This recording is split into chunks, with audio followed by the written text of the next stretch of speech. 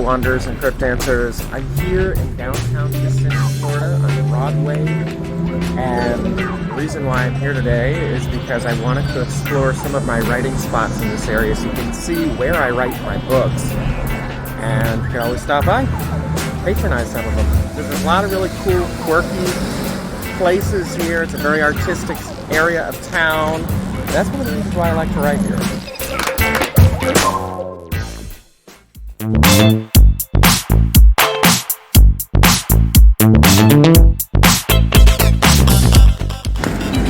What I love about this city is the fact that there's so much inspiration here for a creative, for an artist, for a writer, that I had no idea I was going to be filming this vlog today. But it's one of those cities, just where the day takes you.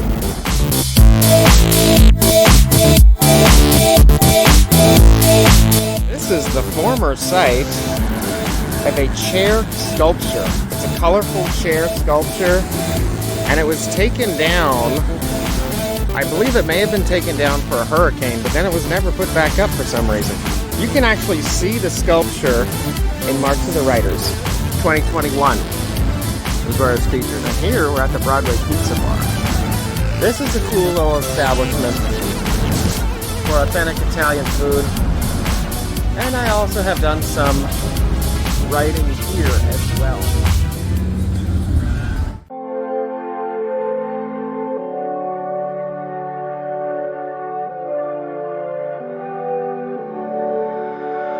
Welcome to Kissimmee, Main Street, Broadway. Of course, a lot of my writing spots are going to be in the quirkiest, most artistic, and most different area of town. Okay, I just happened to walk past this. It says, coming soon, Violet's Garage. It's a place to create, so this may be a future writing spot. So we'll see when this opens. This looks exciting. This looks pretty cool. It's already looking quirky. Already looks like it's gonna fit right in. 1881 is another writing spot of mine, and one of the things that I've said about 1881 in the past on some of my posts on Instagram is that it has the most unique walk to the bathroom than any writing spot, or honestly any restaurant that I've ever seen. This used to be Makinson's Hardware, 1881. It opened as a general merchandise store on the corner of Darlington Avenue and Pleasant Street. And now another question, is this place haunted? They do have spirits. Interesting. Who knows? Some of these establishments, there's a lot of history here on Broadway. Now, in terms of what I may have written here specifically, here, because this establishment itself is a relatively newer establishment, I've primarily been working on the spirit guide.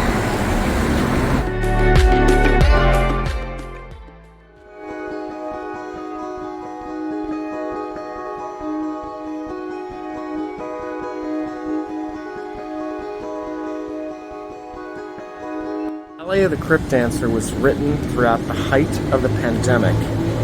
During that period, the state of Florida opened up restaurants, and bars, and cafes earlier than a lot of the rest of the country. And I was able to sit here in one of these tables and work on Ballet of the Crypt Dancer, sitting in a mask with my laptop and one of the tables and writing Ballet of the Crypt Dancer.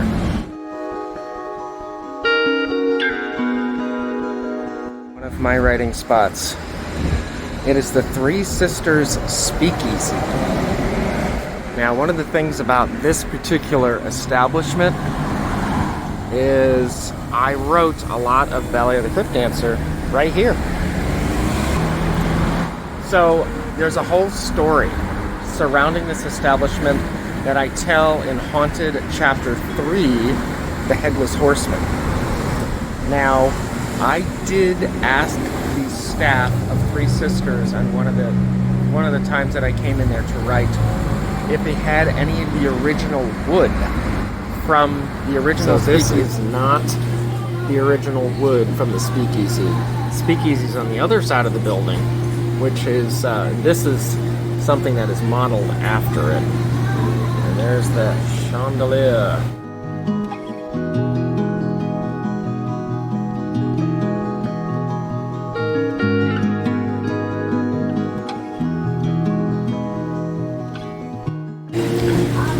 Okay, Three Sisters just gave me a really cool tidbit of information.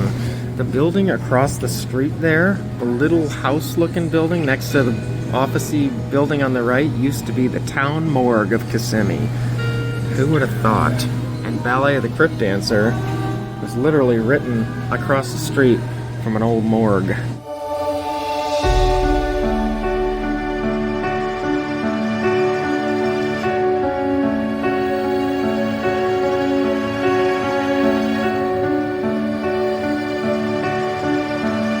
Showed this a couple years ago in March of the Writers when I was I think I was actually talking about my writing spots in that series once. Here we are once again a few years later, same spot in the same town with a fancy car parked down the corner.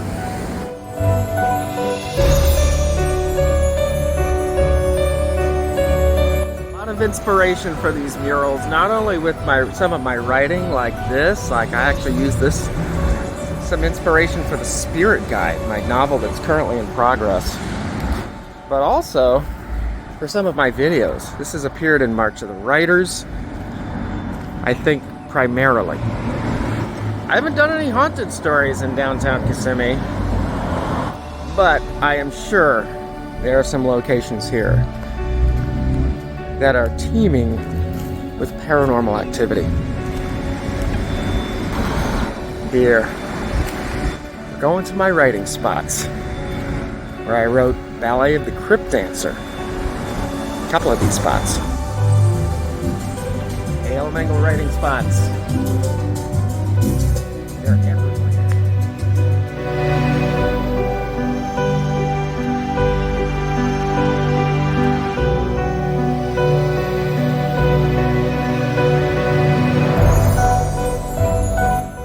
At the Matador, A.L. Mengel writing spot. Right here on Broadway in Kissimmee, on the main drag.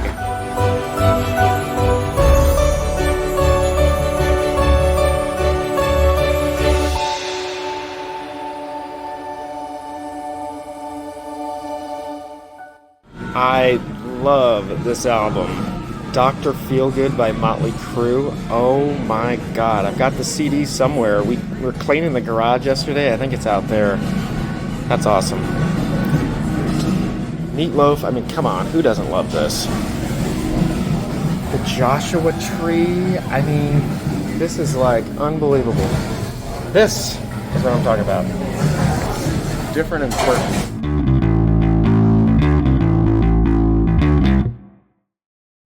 This is Big John's Rockin' Barbecue, one of my favorite writing spots, here by the lake.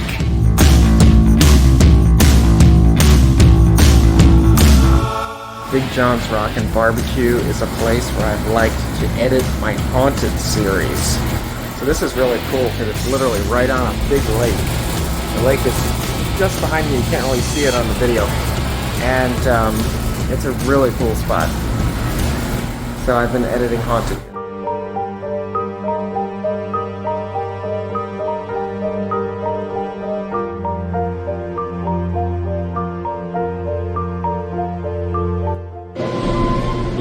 some of this stuff I haven't even looked at. I got album covers on the walls. This decor. Look at this. Willie Nelson, Fort Worth, Texas, Boston, Supertramp. Oh my god. I love that one song of theirs, the Logical song.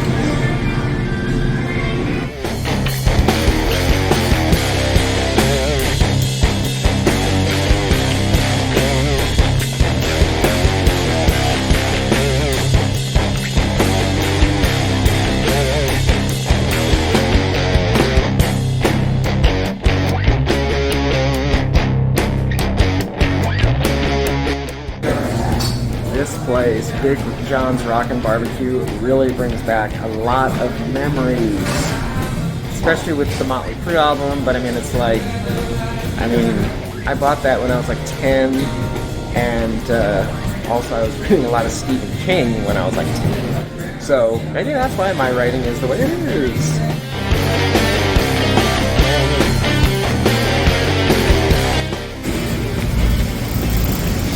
I've edited haunted videos here, and I've also written in the Spirit Guide.